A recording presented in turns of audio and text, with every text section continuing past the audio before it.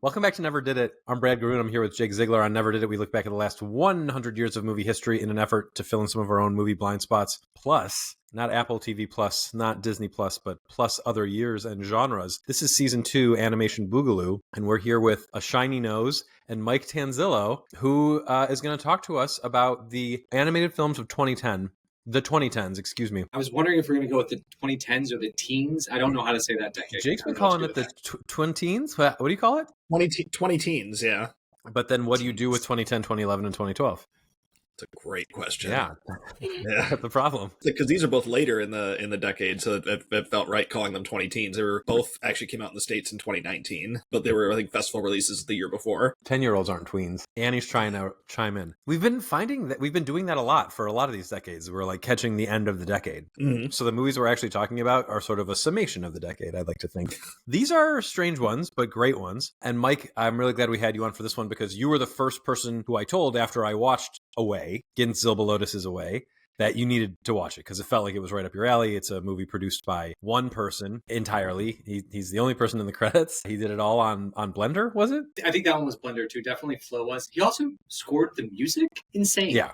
I mean, that's like, whatever the movie, it's just insanity that an individual was able to produce that. I can just say that for the next however long the podcast is, but it's just insane what that guy was able to do. So for those who don't know, Gintz Zilbalodis, who won the Academy Award for Best Animated Film last year, did not begin his career then. He made a series of shorts, and then he made his first feature film on his own and released it in America in 2019. It is about a young boy or man, his age is irrelevant. He falls out of an airplane that's crashing and ends up on a deserted island, island for dessert. And he immediately finds a monster, a big shadow monster that chases him to this oasis. And then he basically plays a game of Myst to figure out how to be saved. And in doing so, he meets an adorable yellow bird that it becomes his little sidekick. And it's a silent movie or a dialogue-free movie, which for me, it totally held my attention, which is why I recommended it for this decade in lieu of, some other even more indie-ish type movies. But although this is about as indie as you can get because it's only one person who made it. And I loved it. Jake, what did you think of Away? I actually really loved it. And it surprised me a little bit. This movie had been on my radar. I do try to see as many of the eligible films for the Academy Award for Best Animated Feature. And this movie, both the movies we're talking about today were on that list, but I had not seen Away for whatever reason. It escaped me. And then, when Flo came out again, I was like, oh yeah, I need to go back and watch that. It kind of renewed, my interest in that. And then we put it on the podcast list. I was like, all right, well, I'm going to wait for the podcast now. I try not to have expectations for movies, especially the ones that we do here, but it's just kind of hard. The expectation was like, all right, well, this movie didn't make the same dent that Flo did. So like, I'm expecting this will be cool, but I probably won't like it as much as Flo. But I did. I liked it at least as much, if not even a little bit more. I thought this movie was awesome. Mike, I'm glad you mentioned the soundtrack already earlier because I was just completely hooked on that thing. And I mean, I mention it all the time, but like I'm hearing disabled. I wear hearing aids and, I have some problems with my hearing. So soundtracks sometimes can be hit and miss with me, just depending, I guess, on like how they're mixed and just what they sound like. And who knows how my damaged hearing has decided to sort out what sticks with it and what doesn't. But the music here was just absolutely engrossing. The story was fantastic. It's again another one of those you don't realize so much that there's no dialogue in it because it's just completely unnecessary. So for a movie I expected to like, it even exceeded my expectations. I'm so relieved to hear you say that. And Mike, I was also so relieved when you liked it too, although I had a feeling Mike would like it just for the craft of it, but you came back to me with stuff that I didn't think about when months ago, almost a year ago now, we talked about the movie the first time. But I'm still always relieved because it's so simple. The lack of dialogue, the very minuscule plotting, and the symbolism, while powerful, is a little bit, I don't want to say on the nose, but the way that it's very clear what the metaphors are, I think works for a movie like this. We're going to talk about this more later when we talk about Bunuel and the Labyrinth of Turtles, but I watched Bunuel's first short film, which is the only of his early films not actually shown in Bunuel and the Labyrinth of Turtles. And it is so esoteric that I didn't get anything out of it. I mean, all I got out of it really was just, wow, David Lynch definitely saw this and thought about it when he was making Twin Peaks: The Return. But that was the I don't know what anything was a metaphor for. And I didn't look it up, and I don't know if it even matters that much. But Away it's all very clear. And the way that he nurses the bird and what the bird does for him in return and the choice the bird has to make given other bird is great and very meaningful and very much there for any viewer, I think, of any age. Like, this isn't necessarily a movie for kids, but it's a movie you could absolutely show kids. And I think if they, it's very short, so I think they can handle it. Lack of dialogue is tough, I think, for some of the younger set, but you guys have kids. What do you think? My kids love Flow. I haven't shown them Away yet. I will. But the Studio Ghibli films are not that action-packed, and my kids love them. I think we underestimate a kid's ability to pay attention if something is good. This film in its entirety is like just constantly like visually stimulating in a way that's not like throwing colors and light at your face. Like, it's really, really well done in a nice and simple way. And this director, like, I can't reiterate enough how difficult it is to make an hour and 20-minute film by yourself with heart and thought. And I would highly encourage, he's an interesting person to listen in an interview. He's not like charismatic or in a way that, but he's very literal, because like the interviews I heard with him were, by the way, one of them was a podcast that I was supposed to be on, and then they interviewed him after me, and they never released my podcast after, and I'm like bitter about it to this day. It's a one-way fight with this guy, but I think that he's brilliant because he's so literal, and he's just like, this, yeah, no, I chose this because this is what I wanted to do. And everything about that film is a director with a single vision about how he wanted to do things, and there was like just no compromise. And because there were lots of elements to it that were like, if you presented it, like so many 99.9% of people would be like, oh, I don't know if I'm spoiling the end, but like the thing that happens at the end when he's riding the motorcycle down away from it, that's like a big budget movie end thing. And he was like, I'll just deal with it, it'll be fine. Like the splash, I don't know, I'll just make a splashy looking thing, it'll be fine. He just did it. He just did whatever he could do, and he had this vision, and he just did it. I think more people could make things like this if they just got out of their own way and didn't allow themselves to stop themselves from doing things. Like, I think that's his amazing talent, is like, music, yeah, I'll just do that, it's fine. Animated, I'll just do that. Like, yeah, fine, whatever. I did it once, I'll just do it again. I'll make Flow win the Academy Award. Yeah, and I think he was like 25 or 26 when he started making Away. Well, he's in his 30s now. Another insider 3D thing is the tool that he used, Blender, has been like, had this like cult following for 25, 30 years, how long it's been around, because it's a free open source software that anybody can just download and use. And all these like scrappy people are like, yeah, Blender's going to take over the world, and it's going to like take down all these big companies with their expensive software and yada, yada, yada. And then when Flow won Best Picture, it was all like, look at what you can do with Blender. I was like, and in all the interviews with him, they're like, so Blender? He's like, it is a tool. I used it. It's what I use. And he feeds that beast not at all. And I'm always like, all of you guys have Blender too. None of you made this film. It's literally about a creator making a thing. It has nothing to do with software. It has nothing to do with any of it. It's just a guy with a vision who made a thing. Yeah. And so I was wrong. He was 20 when he started making Away. 20, I know. Literally half the age we are now. And I should say he used Autodesk Maya is the tool for this one. And again, he used Blender for Flow. Yeah. Any 3D software you could make what he made, he just did it. It's interesting. You mentioned like this is a movie about doing something by yourself, and he did this by himself. And Flow is a movie about we've talked about some of the podcasts before. It's a movie about collaboration, and it was his first time working with a crew. And it makes me so curious to know what he'll do next. We were asking about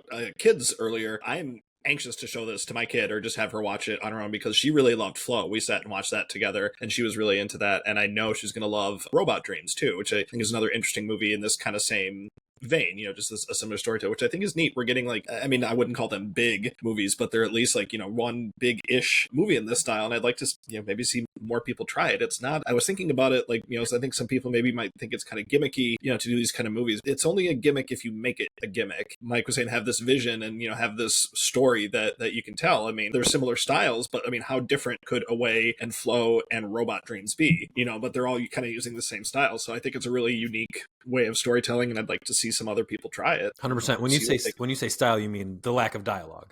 The lack of dialogue, chiefly, yeah. I mean, other than that, they're very, very different. Right. But I mean, just that kind of, movies that don't need dialogue to tell their story. Yeah, I mean, I can't imagine Robot Dreams with dialogue. Like the duck, I don't want to know the duck's voice. In fact, the less I know about the duck, the more interesting dog and duck's relationship is, because dog also doesn't know what the relationship is. Man, Robot Dreams is like one of my favorite movies of the last decade. It's so great. I don't know if there will be more dialogue-free movie. You would imagine there will be some because Flow was so successful. And Robot Dreams did get a surprise Academy Award nomination, which it totally deserved. In fact, it was probably the best animated movie that year. The more I go back and rewatch all the animated movies of 2023, the more I'm like, I think Spider-Verse is great, and I have no qualms with that. But it had Robot Dreams 1 too. I wouldn't have batted an eye at that. I found them both pretty deserving. Right. If I have to make the argument, Spider-Verse is a middle of a story with no ending. Robot Dreams, the end of Robot Dreams makes me cry so much. I don't even want to think about it. Yeah, it's really tough. And also, Robot Dreams has completely recontextualized how I think about the song September. Do you remember? Yeah, September. Yeah, I think it's just called September. Yeah. It's completely changed the way I think about that song. Like, if I hear it, I immediately think of the most hard-hitting scene in Robot Dreams. Me too. So I've watched it twice now, and my experiences, and I hinted this to you, Brad, when we were texting about this earlier today, could not have been more different. My first time, Brad had messaged me. He's like, dude, this movie's on Amazon Prime. Get on there right now. Like, put it next on your list. Go watch it. I have a Apple Vision Pro, which streams Amazon Prime. It was the perfect way to watch this movie because it's just like, you don't, no phone, no screens, no anything. You're completely blocked out in this space, just watching this thing. And I was just like in it. Last night, I went to go do that again in preparation of this. It's no longer on Amazon Prime. It's not on Apple TV. There's reasons, Brad, you had mentioned, but I could only find it on this one streaming service that played commercials. And what a weird movie to put commercial breaks in. And it was just like, it was so jarring visually, stylistically, like these just like kind of meditatively long shots with these beautiful camera movements and just like poetic sounds, escapes and all this stuff. And then it was just like a Tide commercial. And it was just like, dude, like.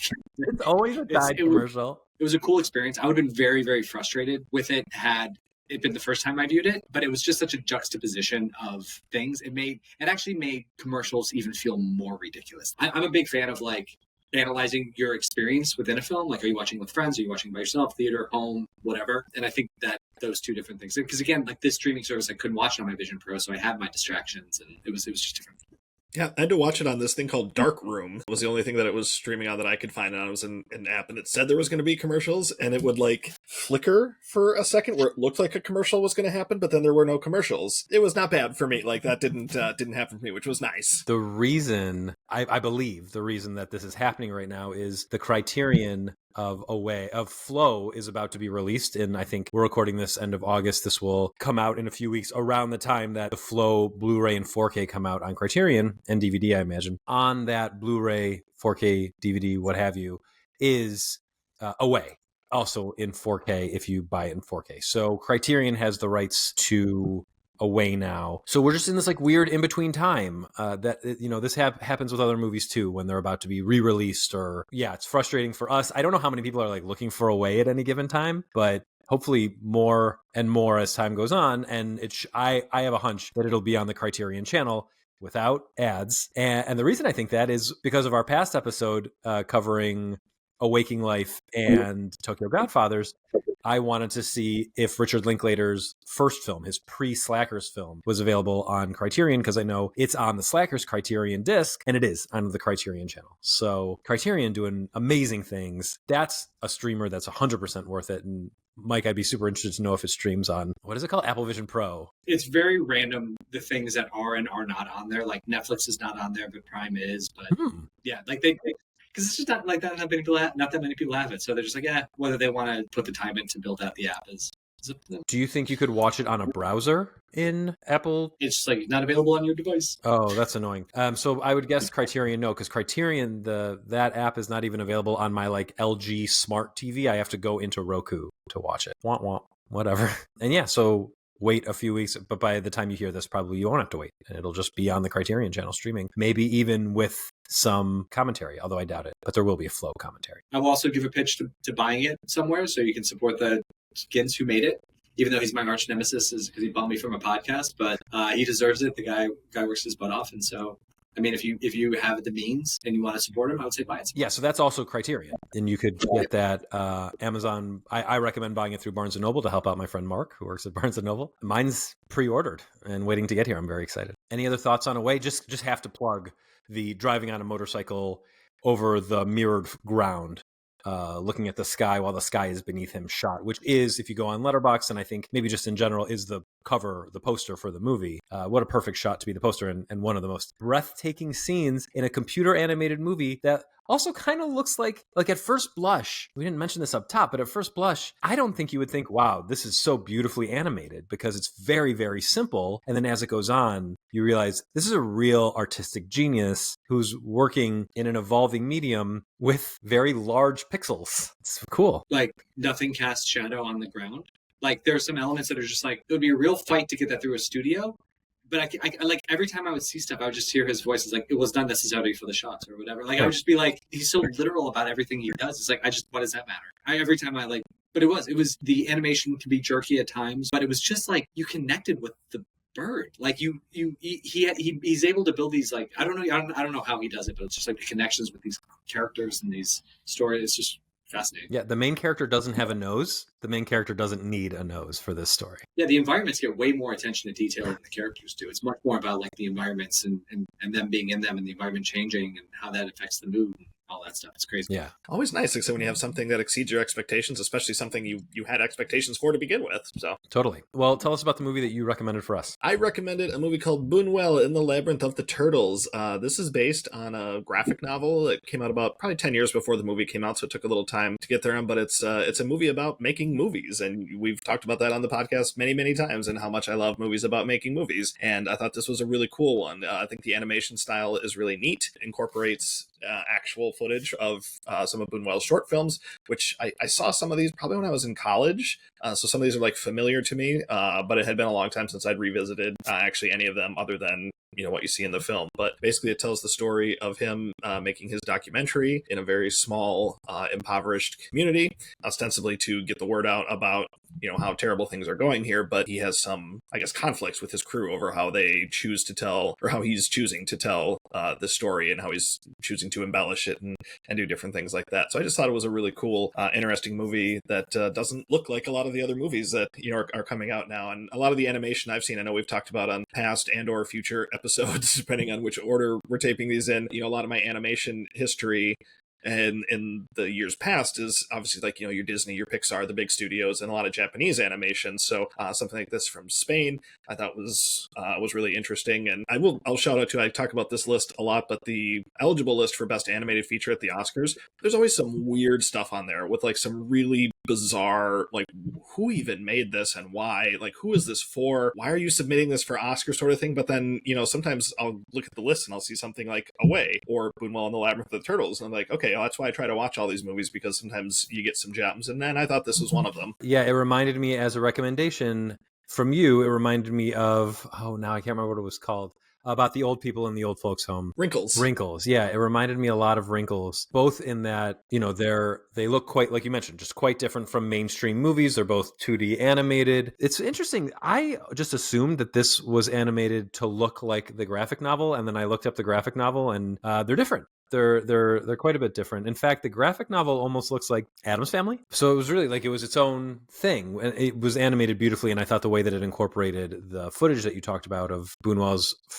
not his first film. It was not his first short, but his first technically feature film, The Golden Age. And then it was cool the way they did it. Like, as he's filming Land Without Bread, you're seeing the footage from Land Without Bread, both animated and the real footage, which was all very dark because there's a lot of animals getting murdered. Luckily, it didn't show his first short film, because that had his version of an eyeball being slit open, which he did with a goat eye, but tried to make it look as much like a human eye as possible. I watched that movie today. It doesn't look real, thank God, but pretty gnarly. Anyway, I liked this movie. I felt it was a little slight from a plot perspective. From an animation perspective, couldn't get enough. The story was interesting, but the conflict you mentioned is his producer, who in this story can produce his movie because he won the lottery, is an anarchist who wants to really show the plight of the poor people in this region. And this is right before the Spanish Civil War. There's a dictatorship, and right before 13, 14 years of Pinochet just ruling the country as a complete authoritarian, not neutral during World War II, but really siding with the Axis powers. And then Bunuel wanting to be provocative and not caring so much about the people of this town, just like wanting to dress up like a nun to get their reaction, and which is something that he really did do in real life. I don't know if he did it in this town. The movie is quite a bit different, the story, than the graphic novel. And I don't know how real the graphic novel was, but he would ride around on a bicycle in a nun's outfit. often just to scandalize people, because that was, Spain and France, and everywhere he would go, those Western European countries, very Catholic. And I felt that the conflict didn't really bubble up until the very end of the movie. I probably wouldn't have been taken out as much, but something happened at the end of this movie that also happened in a movie that Mike and I saw in theaters together called Ford vs. Ferrari, where there's more shown in text on a black screen after the fact. And in Ford vs. Ferrari, I thought, well, you ended the movie on a sad note with text that I don't think really backs up your thesis of the movie. And that was sort of what happened here, where like, after this, spoiler alert, sorry. After this producer is executed by the Spanish government for his anarchist views. It doesn't say this, but Bunuel didn't make another movie for over a decade after this, probably just because of the repressive regime and World War II Europe. And I didn't feel like the movie had I felt like the movie needed another 15 minutes to tell the story of the conflict between these two guys, because that is really interesting.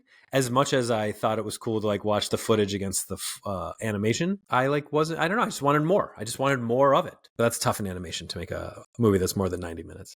What do you think, Mike? Yeah, I mean, I actually thought the ending text was more profound in this one, because it kind of just flipped everything on its head a little bit. Like the end of Ford versus Ferrari was just oh yeah, of course that would happen to him. It was just kind of the thing that you were worried. The problem with that one was it was you were worried about this thing happening to him throughout the entire film, and then it doesn't, and then it does, and you're all right, fine. But this one was about this, it was all about the director's kind of ego and his artistic whatever, and struggles with his father, and this producer was a straight man throughout it, and then at the end it's no, he was the hero the whole time. He was actually the brave one who was really risking everything, and just because you're the loudest or just because you're not the struggling artist doesn't mean that you're not the essential part of the creative process. And the director realizing it later in life, and it was interesting. I thought the movie was really good. To tell you the truth, I had no idea. I did not know that this was based on a real person. I should have known that. I came into it being oh, here's a movie about, Labyrinth of Turtles, let's do it. And went in totally blind. And it was only when they started showing documentary footage, and I was did they wait? And I stopped. And I was what's going on here? And it was because it was too on the nose. And then I started oh no, this is a real director. Oh my, this is, oh, I see. And so I don't know if that's the way, I don't know if it was better for me to experience it that way. It was better for me. I liked it. But I like being surprised by things, and I like learning things. So I got to learn about this guy's filmography and this little story and this little time period. And it was great. Yeah, we haven't talked about Bunuel much on this podcast, with the exception of Trip Burton coming on our 1972 episode and ranking The Discreet Charm of the Bourgeoisie as one of his top 10 movies of 1972, which I'm so glad he did, because I didn't really know anything about it. And then I recently rewatched Midnight in Paris with my in-laws, and Luis Bunuel is a character in the movie. He and Dali, as played by Adrian Brody, and Man Ray are a little group of surrealists who encounter Owen Wilson in what is probably the funniest scene in the movie, where Owen Wilson finally admits to someone in the past that he's from the future, and Man Ray just stares at him and goes, well, I don't think that's strange at all. And Owen Wilson says, well, of course you don't. You're surrealists. It's just so great. And then later, Wilson gives Bunuel the idea for The Discreet Charm of the Bourgeoisie by telling him, you should make a movie where nobody gets to leave dinner. They just can't seem to leave. That's a terrible Owen Wilson impression. I'm very sorry. But man. That was actually your Rachel McAdams impression. She's great in that movie too. I think she makes a great villain, and she should play one more often. In those two, in that and Mean Girls, she's on fire. So anyway, I just had to bring up our exposure, I think more people have probably been exposed to Bunuel through Woody Allen's Midnight in Paris than through Bunuel films, but maybe I saw Midnight in Paris. I glazed right past him. That's just a dude I don't know. Here we go. On to the next one. Right. Don't need it all. Yeah, I mean, just to respond to what you said, I agree that is a cool story, and a cool resolution to that story. I just don't feel that the movie delivered on that while it was happening. I feel like it delivered on that after the movie ended. Kind of felt like maybe more was cut, and maybe it would have felt repetitive if it was just fight after fight after fight. But I didn't even realize until the movie was over that the producer was an anarchist. Maybe I missed something early on when they were having dinner at his house, but I didn't get the political aspect of it. I knew that he was the one who wanted to do the documentary there, and Bunuel really just needed to get back on screen after his movie was so reviled by the public because it was so sacrilege. Yeah, that's how I felt. But pretty good. Glad to watch it. I mean, I've been wanting to watch it for a long time. It looks so cool, and it's really highly regarded. And I think in part because people think that Bunuel is a neat character in film history, which he is, even though his movies make no fucking sense. I kind of never go down that rabbit hole because it was like I took film. I was an art major in college and had to do like all these performance-y art videos of Andy Warhol shooting the Empire State Building for 24 hours and being like, I'm just done. Like, it's not just because it's boring doesn't mean it's good. As I grew up, I'm like, yeah, sometimes it's just like, I don't know, maybe it's not as deep as people think it is just because they say it is. Like, if I don't get it, I don't think it's because I'm dumb. I think it's because maybe it's just not for me. Yeah, I mean, I wouldn't say that like Un Chen Andalou is boring. It's just incomprehensible. How does it starts with a cloud cutting through the moon, and then Bunuel himself cutting a woman's eyeball open, a man driving cross-dressed through town on his bike, getting knocked over and dying, and then disappearing. His wife then putting his clothes out on the bed, then a different version of him showing up and molesting her after watching a woman get run over in the road and getting turned on by that. And then there's another version of him from the future, I think, who shows up and tries to kill him but gets killed. It's very entertaining. I just don't know what it is. I just didn't understand what any of it meant. So that's my relationship with Bunuel. But I am going to watch his movies in the 60s. Seem to be his most successful. He had a huge, like a 50-year career. You've seen the Bunuel stuff more recently than I have. I definitely should have revisited some of that, but I do remember seeing it. And yeah, it doesn't make a whole lot of sense, but you can definitely see there's some influence there. I mean, people like, David Lynch and like David Cronenberg and probably a lot of other directors I'm forgetting to name right now. So yeah, Bunuel, maybe you should get mentioned a little bit more just for, who's the other, the crazy director, El Topo, Jodorowsky. The Bunuel's feature, his first feature, The Golden Age, I'm like, oh my God, Jodorowsky probably sucked the tit of this movie. Yeah. Yeah, definitely agree. So, I mean, yeah, it's super influential for a guy who I don't think gets talked about a whole lot. Yeah, it's interesting that he doesn't get talked about more. I wonder if we just sort of started doing Never Did It after a big wave of Bunuel. But in this new batch of Criterion just announced their November releases, and Bunuel's Elle is coming out, cool. Or maybe re-released on 4K. But so he's clearly, in the public consciousness, even though Bunuel and the Labyrinth of Turtles came out 6 years ago. So that's cool. Okay, so shall we pivot to our... Oh, man, this was hard. So, we do a top 10 animated films for every decade, and Jake and I were actually going back and forth earlier today. Can I actually say one other thing? I wanted to say this about Away. Have you guys seen that horror movie, It Follows? I haven't seen it, no. Okay, that movie reminded me so much of Away, because that's another thing where it's kind of like a slow-moving creature is kind of going after people through the whole movie, and it's very different, but it kind of reminded me of that. It's the same sort of thing where there's this kind of it's more unseen than the monster in a way, but it's that same sort of thing. It's like it's just a slow-moving, never-stopping thing coming after you, and I thought that was cool. I've seen the scene where it shapeshifts, right? Or you don't see it shapeshifting, but it takes the form of many different people, and I've seen the part where it takes the form of a blind giant and comes through a doorway. That's very scary.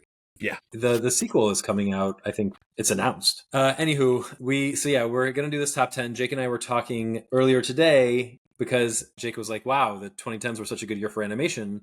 And I said, yeah.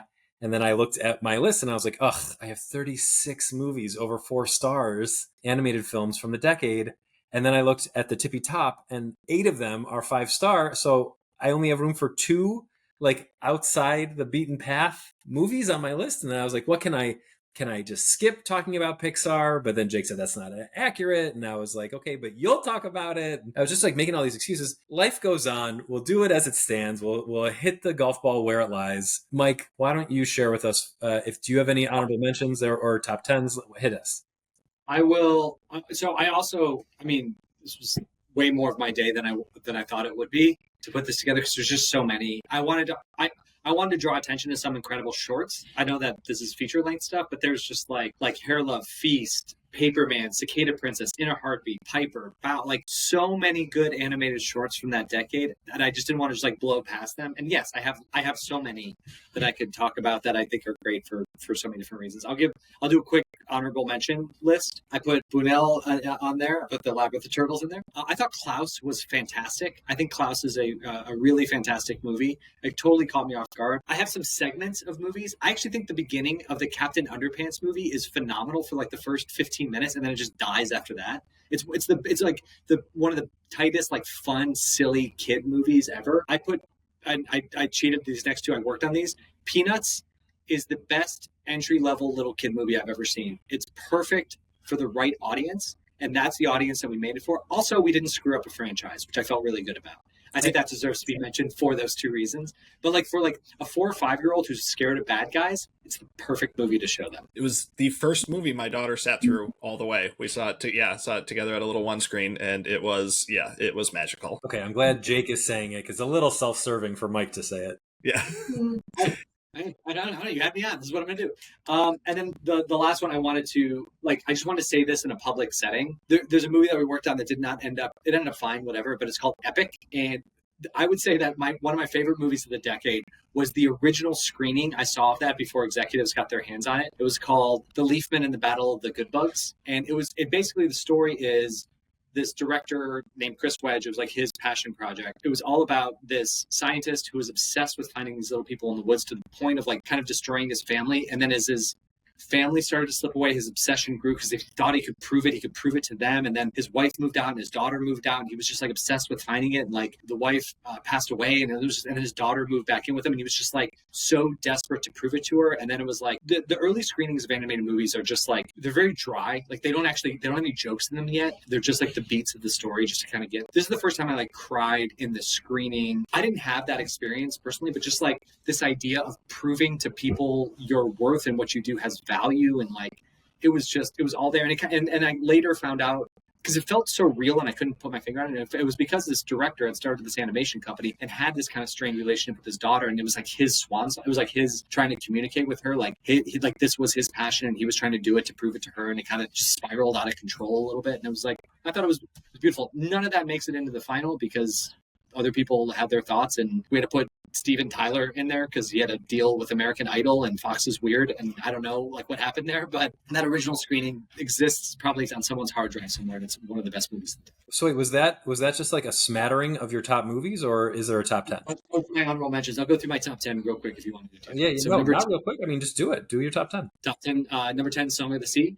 I think that is one of the most beautiful movies I've ever seen. Mike just gave me an idea. Let's talk about our shorts, and let's talk about our honorable mentions, and then we'll all three take turns talking about our top 10 at the end. Okay. So I also have a bunch of shorts, and this will give Jake a chance to get his list together. A lot of shorts to recommend. Jesse and Justin Moynihan's Manly. I think Jesse Moynihan is one of the most talented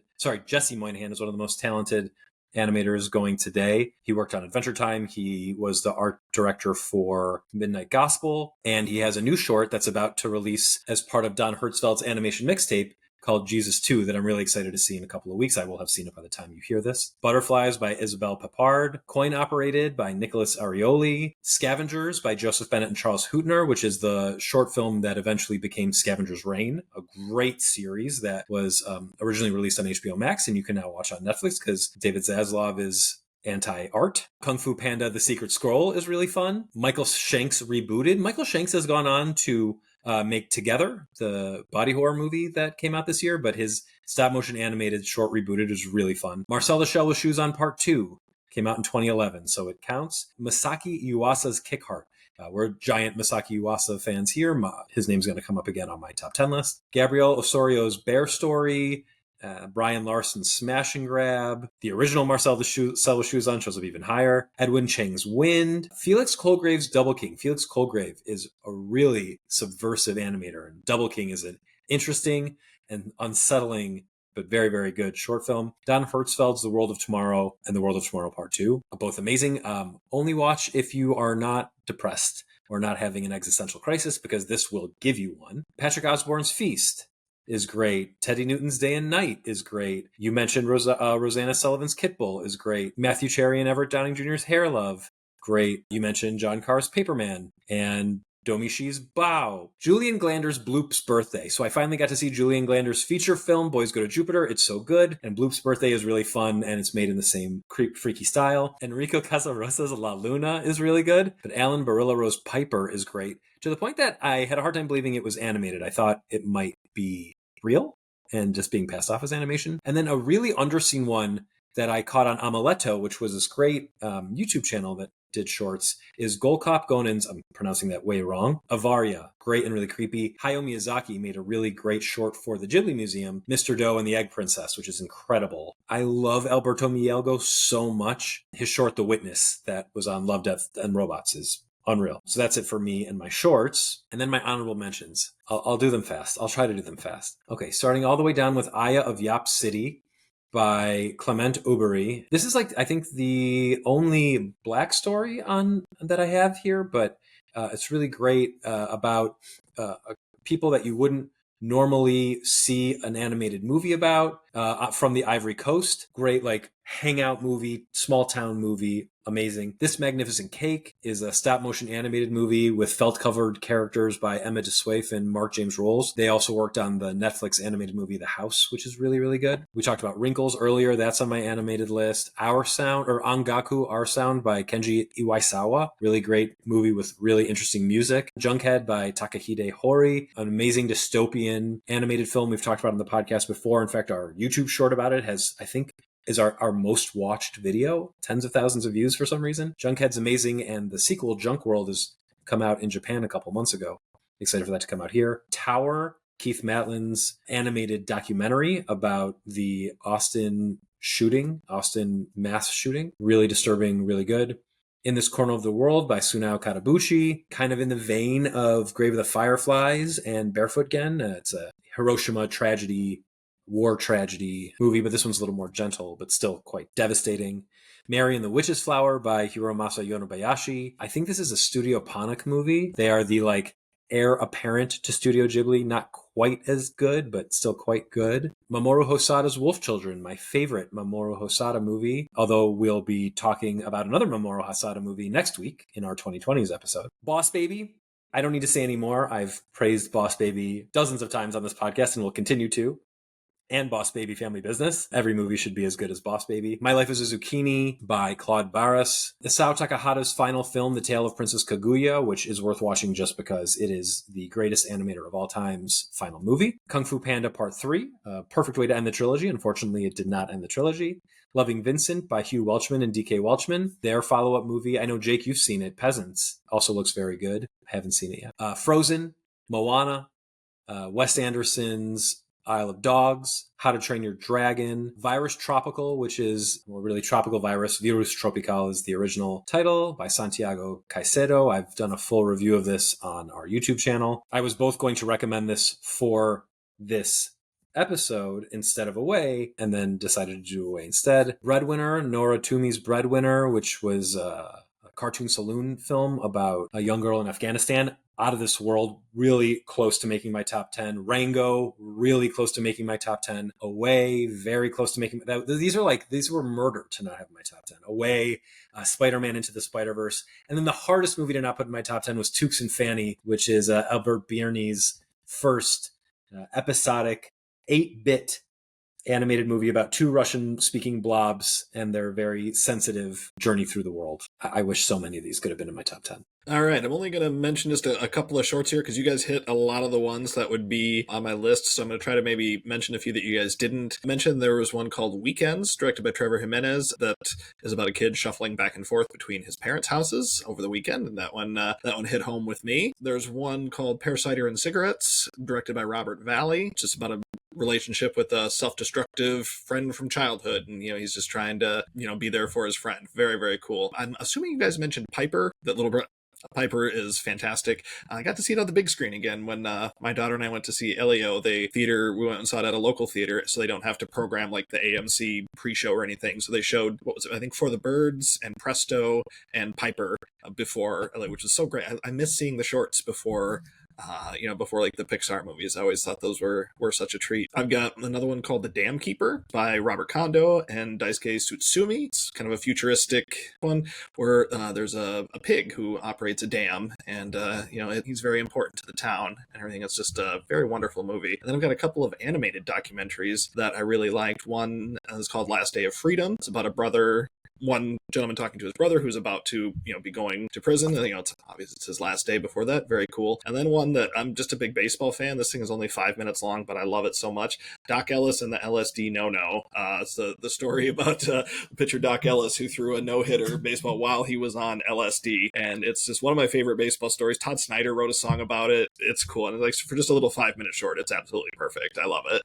Thanks for sharing those. I just added The Last Day of Freedom and The Dam Keeper to my watch list.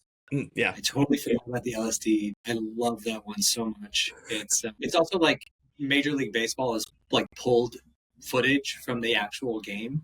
Basically, it was a real pitcher who took LSD before the game by mistake and then threw a no-hitter, and it's like his recount of that, and it's perfect. My honorable mention list, gosh, again, I could go on forever. You guys mentioned a lot of the ones that I would have on there, so I'm just going to run through a couple of mine real quick here.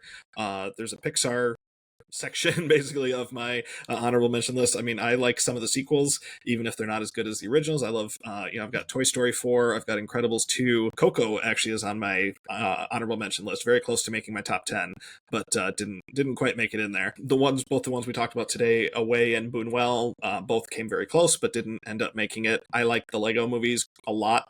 The Lego movie, the first one, and the Lego Batman movie. My kid and I quote Lego Batman movie all the time. We saw that a ton when she was little. My Life as a Zucchini, which I think at least one of you mentioned, if not both. The Red Turtle, I really enjoy. There's one, April in the Extraordinary World, Charlie Kaufman's Anomalisa, The Little Prince, Disney's Big Hero 6, When Marnie Was There, Song of the Sea by, is that Cartoon Saloon? Wrinkles, which Brad mentioned also. So those are all my honorable mentions. And this only covered for me, those are all like 4.5-star movies. I've got some 5-star movies and 4.5 stars in my top 10, but I didn't even get to my 4-star movies. So there's like a ton of 4-star movies in there that I couldn't even, I think I had like 40 something 4-star movies. So I was like, I'm just cutting it off at 4 or at 5 and 4.5. There's too many. I loved a lot of them. Totally. All right, just go right into your top 10. Number 10 is one of the best action movies ever and one of the best number 2s ever, Kung Fu Panda 2. We've talked about that movie quite a bit on this podcast, and it's great. Absolutely holds up. I think it's the best of the 4. Number 9, How to Train Your Dragon, which that first one is still fantastic. It was one of the few movies that I thought used 3D really well when they were going through that 3D craze where like every other movie coming out was 3D, and there was like 3 movies that actually were worth going to see in that format, and that was definitely one of them. Number 8, Leica's Kubo and the Two Strings, which is just awesome. Viv and I watched this. My daughter, when I watched this not too long ago, we went through all the Leica movies, and this one is just so good. The costume, like just the costume designs and like the set designs and everything in it are just so cool. 7 is Disney's Moana. Again, saw it 1,000 times when my daughter was little, and I never got tired of it. I mean, I can still sing the songs, and I watched it recently before seeing the very disappointing second film. And the first one is just, the animation is incredible. I mean, it's beautiful. The story is great. The songs are great. It's probably the best Dwayne Johnson's ever been in a movie. Yeah, it's just really perfect. Brad, you mentioned this one in your honorable mentions. I was happy to hear it. The documentary Tower. This begins my 5-star run. I have 6 that are 5 stars. So Tower is a 5-star for me. Just a really cool telling of such a devastating, like harrowing incident, and just a really interesting way of telling it. My number 5, Brad, is a movie I think you don't particularly like, but I loved Your Name. I think it's one of the best of those kind of I think it's okay. But yeah, I really like them. I think that's really beautiful. Number 4, another one I saw a ton when my kid was little, Zootopia. I think the movie's funny. I think it's got a great story. It's just interesting. The voice work is really cool. Number 3, one that we talked about at great length when we did our Pixar rankings, when Inside Out 2 is the first Inside Out, which maybe I cried harder at that in the theater than any other movie. If not, it certainly ranks. Just an extraordinary movie, great story, great visuals. Everything about that movie is great. The score, again, is great in that movie. My number 2 is Spider-Man Into the Spider-Verse. As someone who never really read comic books, I don't ever come into a comic book movie with any sort of, expectation of what it should look like or feel like or whatever. This one, for me, was just one of the coolest comic book themed, adjacent, based on whatever you want to call it. Like, for me, that's just, it felt like what I would want a comic book movie to look like, based on not ever having read comic books. And I think it's a great story. Lends itself obviously to more, which we're still waiting on at the end. But that first one I think was kind of a game changer, especially for Sony Studios, who had put out a few good things. Like, I like the Cloudy with a Chance of Meatballs movies and stuff, but they also did like 4 open season movies and the Hotel Transylvania movies, which are fine but nothing. So Spider-Man coming out of that studio I think was a really good move for them. And then my number 1 is kind of, I think, like untouchable. unassailable for me. I mean, Toy Story 3, we again have talked about it multiple times on this podcast, but that movie has two moments that just absolutely crush me in the best possible ways, and it's also just really funny. I mean, it's a great culmination of a trilogy. I just want to take 1 minute to praise and really denigrate Sony Animation, because this year has been an interesting one for Sony Animation, because they gave us K-pop Demon Hunters, which is a sensation, amazing soundtrack. I know, Jake, you love this movie. I thought it was solid, but couldn't get enough of the music. Mike, have you seen it?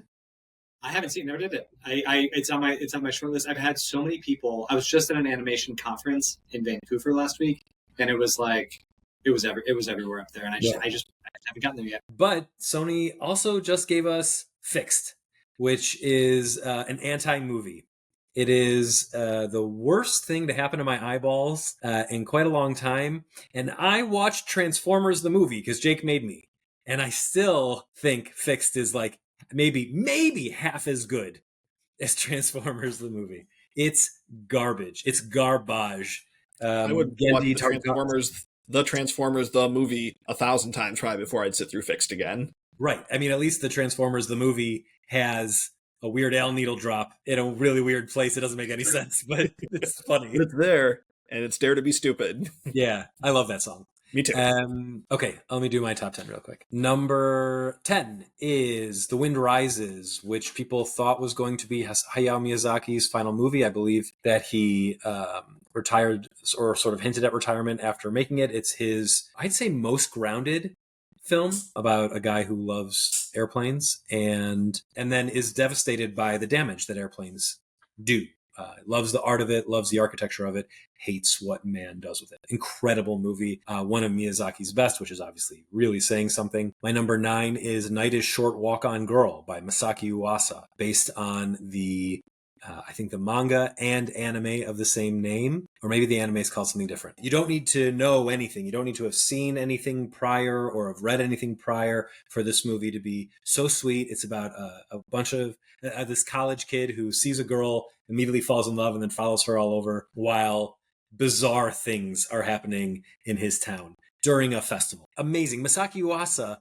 I hope we get more from him. I have the Masaki Uasa 5 films. Obviously, I talked about Kick Heart in the shorts section, but just a total genius. I've recently rewatched his Adventure Time episode and have a whole new appreciation for it. He's a perfect person as far as I'm concerned. My number 8 is Kung Fu Panda 2. It's not my favorite of the 4. My favorite is the first one, but we've, like you said, Jake, and like we've said a million times before, it is a perfect sequel. Great action movie with a terrifying villain in Gary Oldman as a peacock. My number 7 is Inside Out. I can't really say more than what you said. It's a tearjerker. It's very heartfelt and thoughtful. Richard Kind has come up a lot recently in my household because my wife has met him because he took his kids to her sports company, and there's funny stories regards that. And he's great as it's the greatest role as Bing Bong.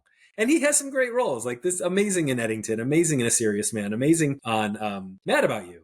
But really, I think probably his best was as Bing Bong in Inside Out. My number 6 is The Little Prince, which I felt like I was on an island with for the longest time. I couldn't find anyone else who had seen it. Finally, I've met more people who love animated movies, and it's an incredible film by Mark Osborne, who gave us the first Kung Fu Panda, so thank you for that. And also the SpongeBob SquarePants movie, which I actually haven't seen and probably should roll into soon. My number 4 is From Up on Poppy Hill. This is, I think, the most unlikely movie of all time, because it was directed by Goro Miyazaki, and it's good. And Goro Miyazaki has made 0 other things of value. He's made other bad movies. He made a terrible TV show. He was trying to bring 3D animation to Studio Ghibli and did so in the clumsiest, most disgusting way possible with Hedwig and the Witch's Flower? Hedwig and the Evil Witch? What's it even called? I don't know. Just Earwig and the Witch. Just god awful. And then his computer animated TV show, not just as bad, but also bad. But From Up on Poppy Hill is a sensitive, sweet story about post-war Japan, but not in like the devastating way that so many. It's not Godzilla. It's not, some other thing where they're wallowing in tragedy. It's an uplifting, like, we can do it story, and Goro did it. Good for you. You made a good thing. My number 4 is Toy Story 3. Jake already said a bunch of great things about it. Mike is about to say great things about it. Truth be told, I skipped over number 4 when we were recording this the first time, and I'm slotting this in here. So, but Toy Story 3 is my number 4. My number 3 is Coco. I think Coco is my favorite Pixar movie. Now. No, maybe probably Wall-E. I don't know. But Coco, I've told the story many times on this podcast, but I saw it with my friend Rick, who Mike is also friendly with. Actually, Mike, what happened to Rick? You don't know because you live in California. Yeah, I talked to him, and he got a girlfriend and never spoke again. They're married. No, I'm just kidding. Rick, if you ever reach out, buddy, I'd like to hear from you. Rick is not listening to this. I promise you, anything associated with me, Rick is not listening to. But we saw Coco together, and when Grandma Nana Coco recognizes the song, and I choked back tears so hard that I got a migraine, I looked over to Rick and saw him just going like this, and it was enough for me to just let it all go. And it was the most cathartic experience I've had in a movie. It was to be like, oh, good, I can cry. Thank God. Incredible. And also just like so much fun, amazing soundtrack, one of the best movie musicals. I'm a little nervous about the sequel, but optimistic. My number 2 is Anomalisa. This is my favorite Charlie Kaufman movie. This is my second favorite stop motion animated movie, maybe third, probably second. And I saw it for the first time this year. Incredible. I mean, top to bottom, the fact that one guy is pretty much carrying the whole movie because he is every character. It's devastating, creepy.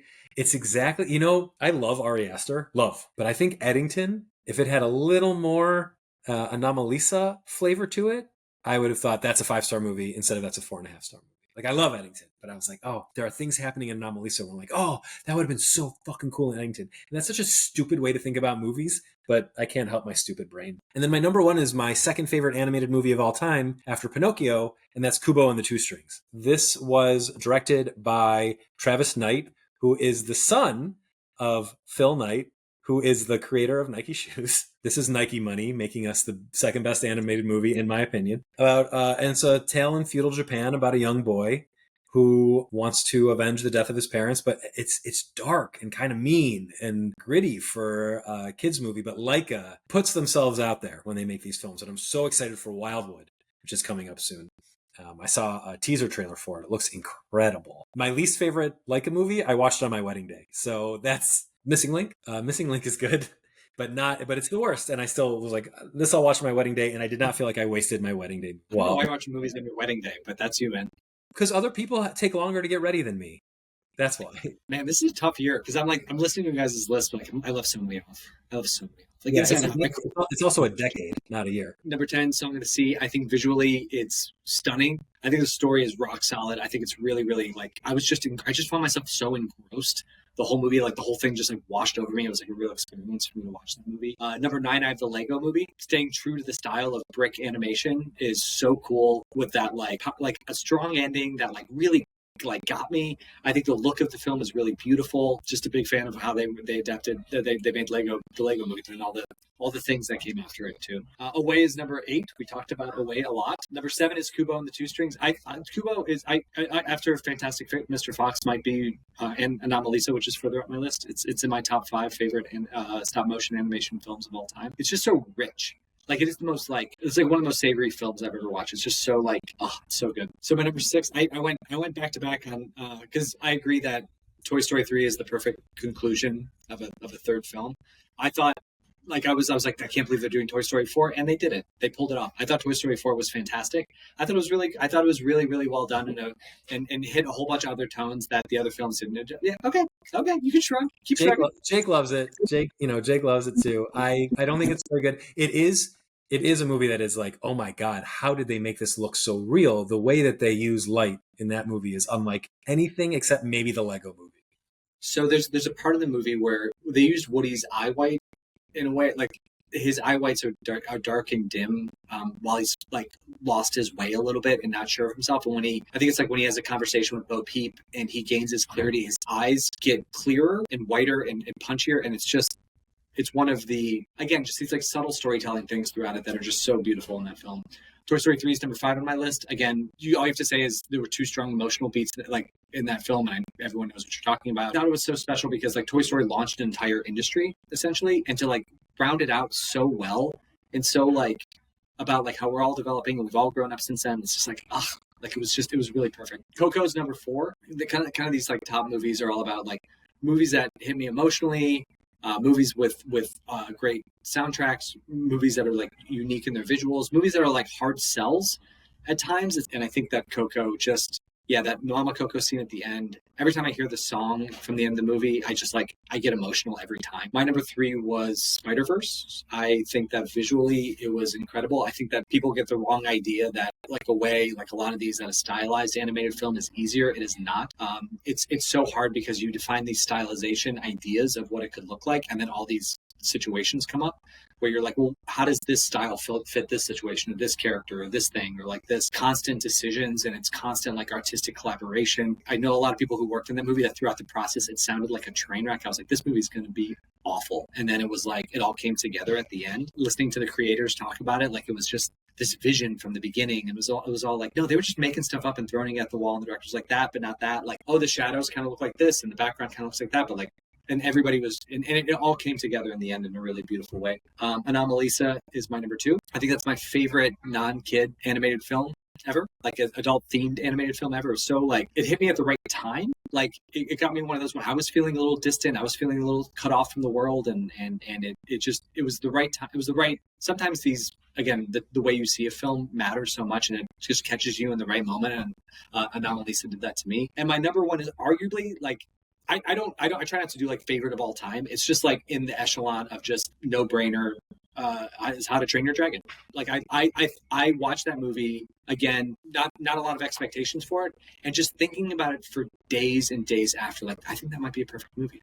That could be a perfect movie. Like the story matters. There are consequences at the end of that kid's story where it's not just like everything went back to the way it was. Like the end. Like the character actually has a physical thing happen to him. Like the songs, like I like listen to the instrumental flying song. It's so inspirational. There's a song in the credits at the end of the movie that's fantastic. It's a Scandinavian song that's so good. And like Jake said, it really nailed the 3D craze, the stereoscopic craze of the time better than any film did. Like I could watch that movie every day for the rest of my life and feel good every single time. All the relationships felt real. Of course, there were cartoon characters that were a little bit one note, but they all felt real to me, and they all felt like true to themselves. And I'm a big fan of any movie where the character just like, they're not whiny, complainy, they're like proactive. And the fact that he was just true to himself and like, I'm just going to keep making things and keep creating through the difficulty mattered so much. I was trying to find holes in that movie for like, I was like, okay, what if they, and I was like, no, it's close to a perfect movie for me. This is a rare thing where we have a guest on who has brought up the same movie in 2 different top 10s, because Mike was also on for our 2010 year. Yes. And talked about How to Train Your Dragon, and very specifically mentioned that Hiccup loses his leg at the end of the movie and never gets it back. It matters to me so much that things have consequences, because it's like, I tell strangers this, Brad, that you used to always say when we would write together, you'd be like, Michael, to what end? To what end? You would say that, and I think about that so often. I'm in a presentation for some work thing, and someone's just yammering out. I'm like, to what end? To what end? And like this answers to what end? Like this had things that happened to it. So this answers Brad's eternal question that rattles around my brain and just makes me laugh several times a day. Michael, to what end? I just wanted our silly comedy to have a point. And so while jokes are funny, it's better if they lead to something. Mike, thank you so much for coming back. I think this is your third appearance on the show, right? I want to get to 5. I want to get the jacket that they give SNL people. You got it. Tell people what should people know about you? Where are your projects? What's going on? I was a 3D artist in entertainment on animated films for a really long time. I've since moved over to Adobe, and I do creative stuff for companies now. And I found that the same technology that you use to make all these movies, or a lot of these movies that we talked about today, are being used to make products and help companies do amazing things and create the images that they want. I talk about a lot in my newsletter. It's called The 3D Artist on Substack. If you want to reach out to me, best place is on LinkedIn, because I'm solidly in my 40s, and that's my favorite social media platform now. So there we go. Thanks everyone for joining us on Never Did It. We'll be back next week with our mini season finale, a look at the animated movies of the 2020s.